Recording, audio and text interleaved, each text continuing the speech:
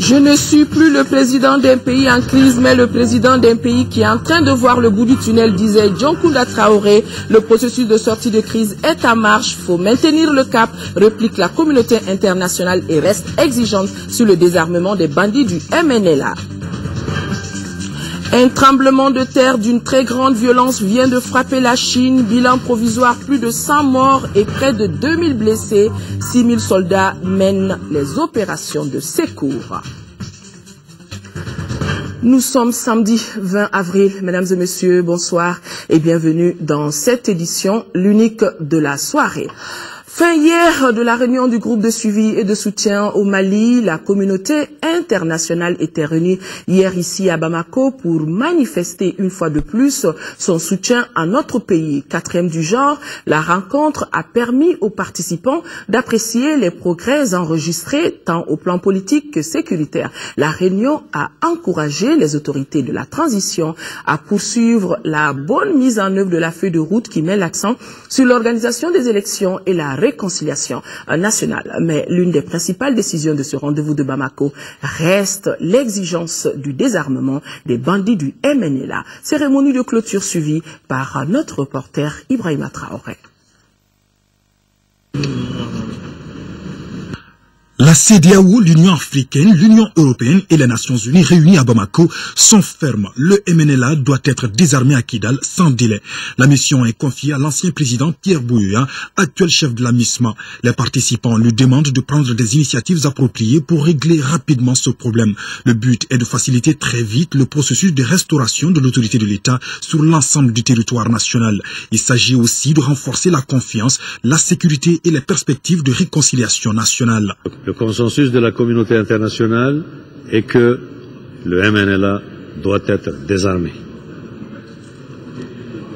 Le consensus de la communauté internationale, c'est qu'il appartient aux Maliens eux-mêmes, dans le contexte de leur dialogue national, dans le contexte des efforts qui devront être faits au Mali pour promouvoir un mieux-être pour l'ensemble des Maliens, d'envisager les réformes qu'il leur semblera approprié d'adopter dans le cadre de la souveraineté du Mali. Il n'y a absolument pas d'indication ou d'orientation de la part du reste du monde en ce qui concerne ce que le Mali doit faire pour développer sa démocratie participative, renforcer son unité et défendre son intégrité. La réunion de Bamako a apprécié l'évolution de la situation politique et sécuritaire dans le pays. Elle encourage toutes les forces armées pour leur engagement dans la libération totale et la sécurisation du territoire national. Les participants souhaitent la transformation rapide de la MISMA en une opération des Nations Unies pour plus d'efficacité sur le terrain. Dans la foulée, il est attendu un retrait progressif des troupes françaises. D'après le point qui a été fait au cours de cette réunion, il s'agit d'un retrait par phase. Et en même temps, on assistera à la mise en place, à la montée en puissance d'abord de la MISMA et également à sa transformation en force de stabilisation des Nations Unies, de sorte qu'on n'a rien à craindre d'un vide qui serait créé par un retrait brutal des forces françaises et des forces tchadiennes. Tout cela se fera de manière ordonnée et coordonnée.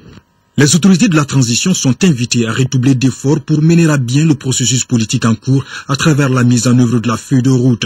La rencontre demande notamment l'accélération du retour de l'administration dans le nord du pays ainsi que le rapatriement libre et volontaire des populations déplacées et réfugiées.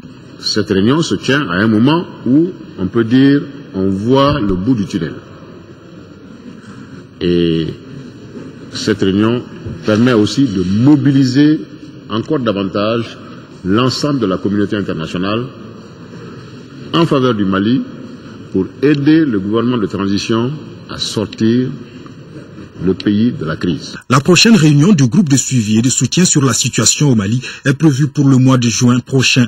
Toutes les énergies de la communauté internationale se mobiliseront encore à Bamako pour faire le point des préparatifs de la présidentielle de juillet, mais aussi et surtout de l'ensemble de la situation politique et sécuritaire au Mali.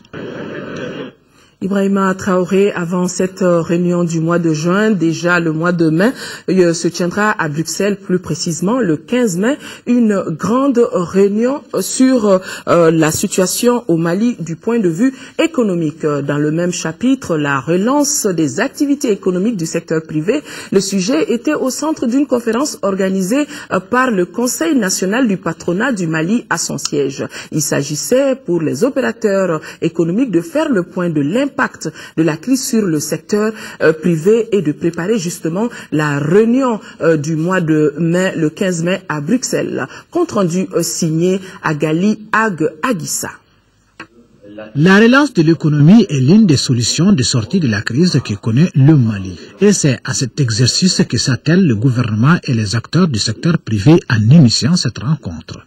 Une rencontre qui devra permettre de mieux outiller les opérateurs économiques à la conférence des amis du Mali. Le secteur privé, en particulier le patronat du Mali, a un rôle crucial à jouer dans la relance du développement et la restauration des conditions socio-économiques favorables à la stabilité sur le long terme. L'Union européenne est prête à vous écouter, à réfléchir avec vous et étudier les moyens d'appuyer cette dynamique. La consolidation de cette dynamique passe par la création d'un environnement favorable à l'investissement. Il s'agit de la sécurité des personnes et des biens, la stabilité politique, un cadre macroéconomique prévisible, la résorption des retards de paiement de la dette intérieure due aux entreprises, le retour des banques dans les régions du nord du Mali, l'indemnisation des opérateurs économiques victimes de la crise. Des besoins déjà pris en compte dans le schéma de la relance des activités du secteur privé. Un plan dont le coût est chiffré à 61 milliards de francs CFA. Ce coût repose essentiellement sur un certain nombre de mesures, au nombre desquelles on peut citer entre autres le renforcement des activités en difficulté, le redémarrage des activités en cessation d'activité, la restauration de la situation financière en difficulté. Le désir du gouvernement du Mali est de voir cette économie relancée, en réalité par le respect des engagements pris par toutes les parties prenantes. Les conclusions des travaux de la journée seront déterminantes dans les préparatifs de la conférence des amis du Mali. Cette réunion qui regroupera plus de 100 pays et organisations en faveur du développement du Mali aura lieu le 15 mai prochain à Bruxelles en Belgique. L'actualité politique dans notre pays est encore un nouveau parti politique, le Mouvement pour un destin commun, MODEC, c'est le nom du parti politique qui vient d'être créé. Un parti qui a à sa tête Koniba Sidibé. Il a été désigné ce matin à l'issue de l'Assemblée générale constitutive du parti. Koniba Sidibé sera le candidat du nouveau parti dans la course à l'élection présidentielle à venir. Adama Kodjo. Le paysage politique malien s'enrichit. La désignation de Koniba Sidibé à la tête du mouvement pour un destin commun MODEC par l'Assemblée générale constitutive consacre ainsi la création de cette formation politique. Le MODEC se veut un parti de justice, d'équité et d'égalité. Il est aussi les rêves d'un Mali nouveau. Pour bâtir le Mali de notre rêve, la rupture radicale avec les pratiques de gouvernance qui ont conduit notre pays à ce chaos est la seule voie. Ce Mali de notre rêve est le Mali de l'unité nationale retrouvée dans la paix et la concorde. Un Mali dont toutes les filles et tous les fils se sentiront à nouveau frères et sœurs. La création du MODEC intervient dans un pays en crise. C'est pourquoi le parti demande l'implication totale des uns et des autres pour un Mali fort et prospère. Ce parti sera présent à toutes les élections présidentielles, élections législatives qui vont avoir lieu d'ici la fin de l'année. Les témoignages des partis invités ont porté sur la personne du président du MODEC. Il est temps que les fils de valeur de ce pays se retrouvent. Vous êtes de cela. C'est le genre de plumage que l'on voit de moins en moins dans le ciel malien. Plus au ciel qu'il y a nu, beaucoup comme vous. Pour fonder un parti politique, il faut avoir occuper un certain nombre de responsabilités. Il faut avoir su ce que c'est que le peuple malien. Il faut avoir eu à gérer les biens publics pour se concevoir une idée de ce qu'il faut faire pour le peuple et pour guider les Maliens. Koniba Sidibé fait partie de ce genre de cadre. Dans les jours à venir, la mise en place des structures du MODEC dans les différentes localités du pays est la prochaine étape des activités des 35 membres du bureau politique du parti. Plus de 34 millions de francs CFA vont être reversés à l'État par la Convergence pour le développement du Mali, CODEM. Le montant représente la subvention dont le parti devrait bénéficier au titre du financement des partis politiques par le gouvernement pour l'exercice 2011. Les responsables du parti ont animé un point de presse pour éclairer justement l'opinion sur les motivations de cette action. Ce point de presse a été suivi par Youssouf Diakité. Les responsables du parti Convergence pour le développement du Mali, CODEM, ont voulu ce point de presse pour expliquer aux journalistes les motivations de leur décision de renoncer au fonds alloué aux partis politiques. Un fonds qui s'élève à plus de 33 millions de francs CFA pour la CODEM. Nous l'avons fait par conviction et conformément à notre éthique, à savoir la culture de l'esprit de sacrifice et du don de soi. Une manière de prouver que nous avons le devoir de servir l'État et non nous servir de l'État. Les partis CODEM restent convaincus que la crise sociopolitique et sécuritaire n'épargne personne. Ce montant pourrait donc servir autrement l'État. Si le décaissement de cette somme de 1,5 milliard devrait être inévitable pour l'État, la CODEM suggère que ce montant serve à prendre en charge les perdièmes des délégués de tous les candidats à l'élection présidentielle dans l'ensemble des bureaux de vote. Cela participera à garantir davantage une élection transparente en donnant ainsi la possibilité à tous les candidats d'être représentés dans tous les bureaux de vote. Cela dans un souci de justice et d'équité envers les candidats les moins nantis. Et aux intervenants de préciser que leur action n'a nullement le sens de remettre en cause la loi sur le financement des partis politiques en République du Mali. La CDS Mogotiguia, elle n'entend pas faire de la fulguration dans les élections à venir. Le parti veut montrer sa véritable dimension. C'est la principale motivation de la réunion statutaire qui a regroupé les membres du bureau politique national élargi aux maires et responsables de section. Mamoru Sidibé, compte rendu. En période exceptionnelle, réunion à caractère exceptionnel. C'est dans ce contexte que la CDS Mogotiguia a tenu sa rencontre statutaire autour des questions de l'heure.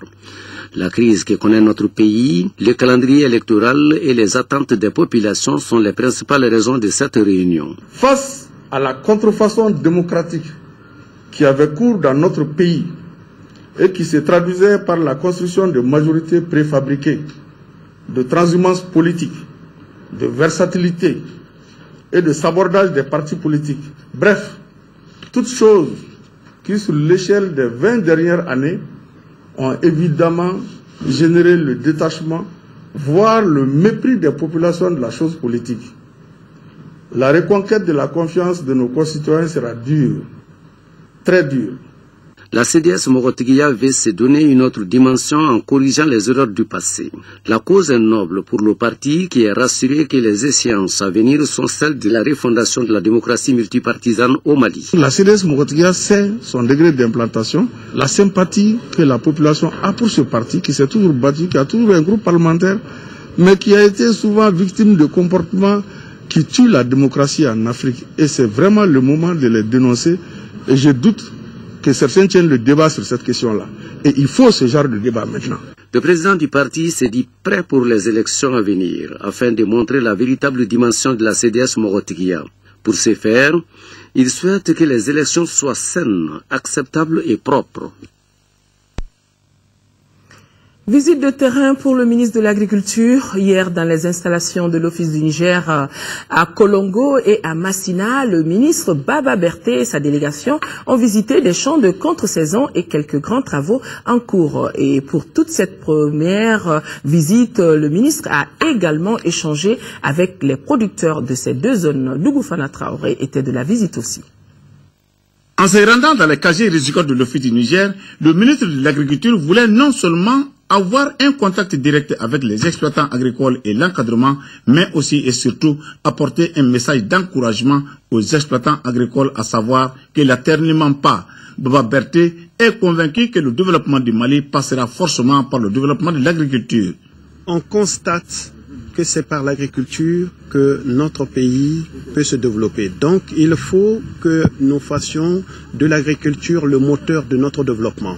Ainsi, le ministre de l'Agriculture s'est rendu au barrage de Markala. Créé en 1932 et nationalisé en 1961, le barrage de Markala est la pièce maîtresse du système d'irrigation de l'Office du Niger.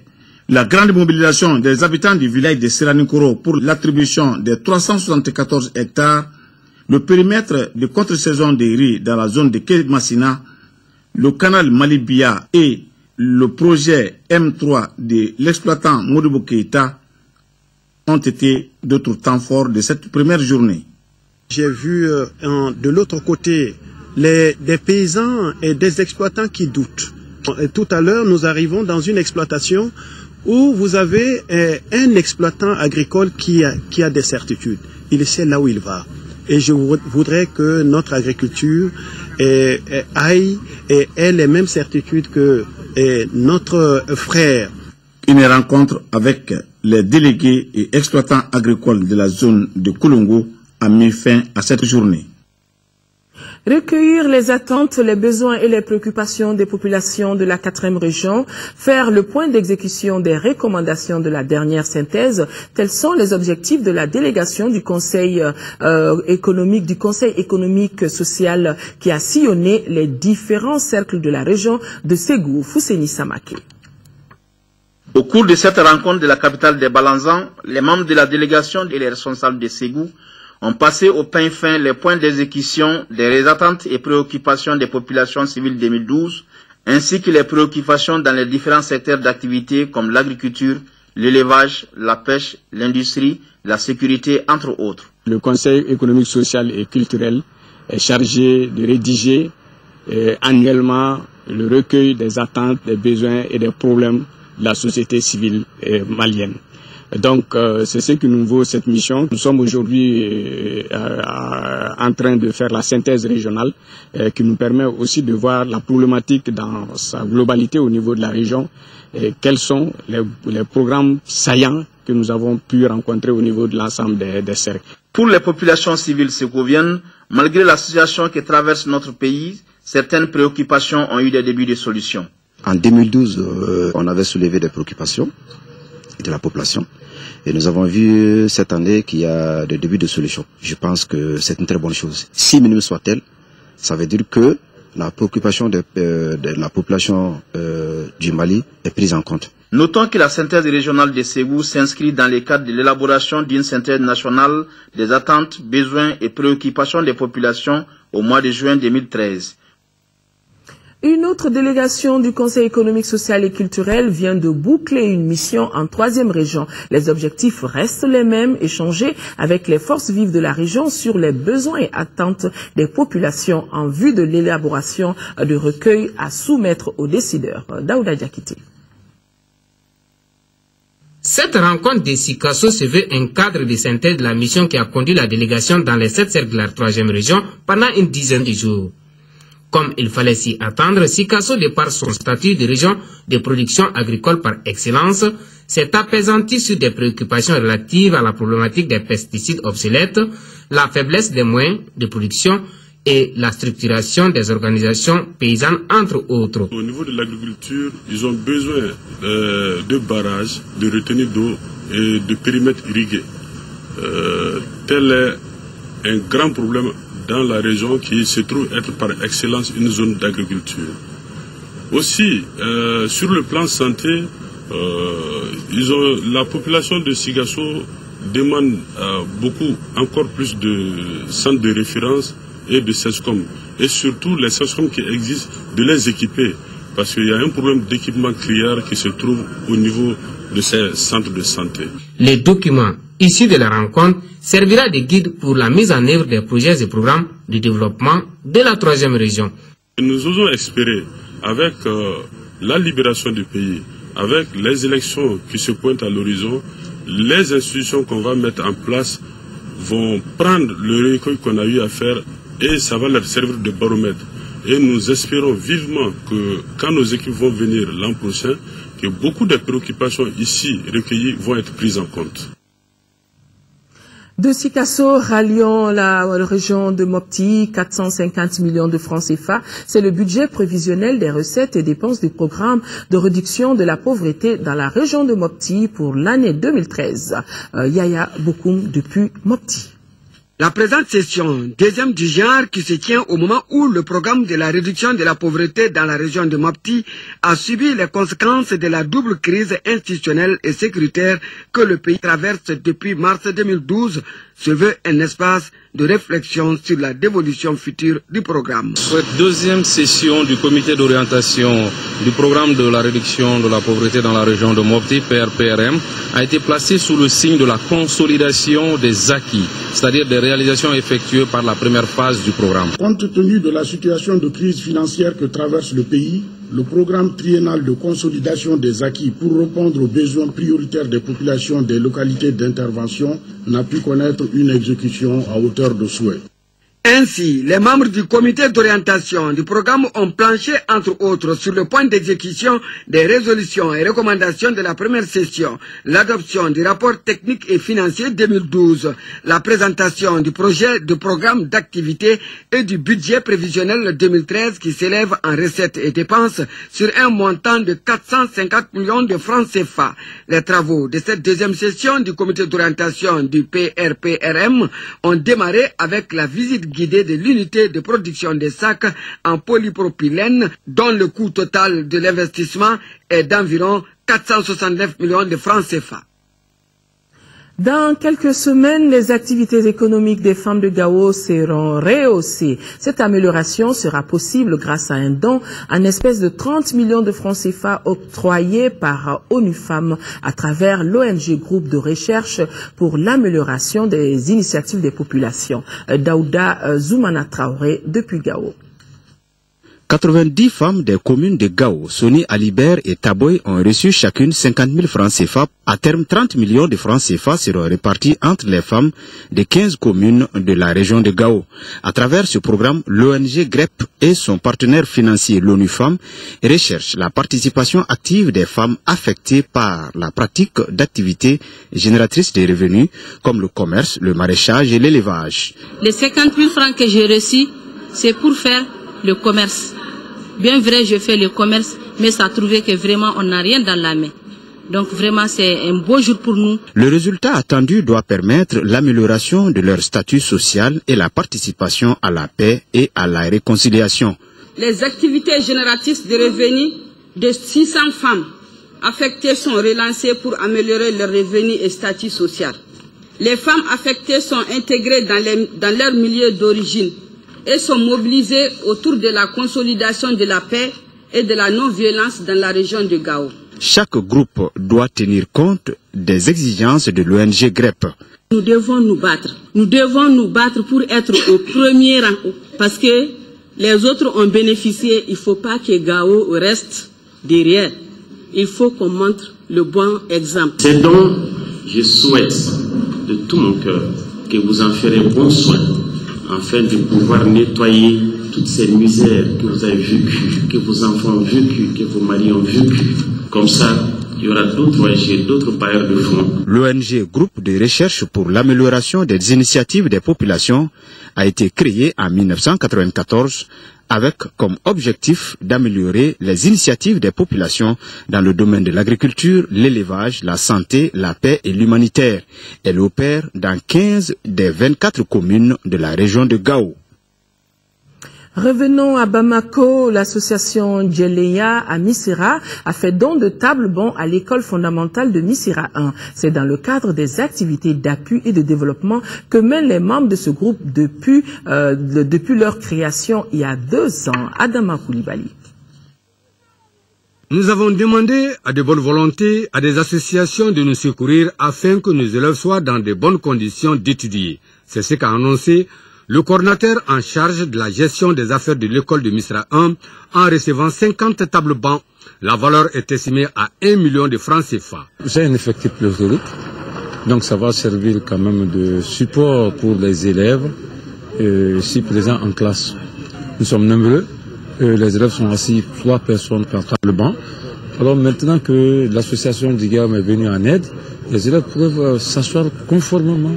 L'association, selon son président Barou Diallo, est créée depuis 2011. Elle a comme mission d'appuyer certaines actions de développement dans le quartier Misra. Ce geste à l'endroit de l'école de Misra a été salué par la directrice du centre d'animation pédagogique du quartier, Madame Keita Assambassa Traoré.